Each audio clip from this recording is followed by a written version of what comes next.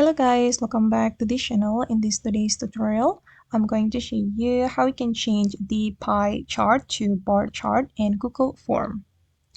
Okay, let's get into it guys. Here I have opened my Google Form responses and I'm going to turn this pie chart to the bar chart. If we want to do that, we can go to the view in sheets option right here. And after this data has been opened in Google Sheets, we're going to change the chart. So you can choose the column you want to make chart. And for example, I'm just going to select this column. I'm going to select it like this and I'm going to insert chart.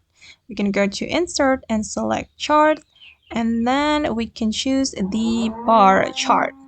Go to the chart type and then you can select bar. Okay, this one. Okay guys, and this is the result. As you can see that the pie chart responses has turned into a bar chart. Okay guys, and that's all the way to change the pie chart to bar chart in Google Form.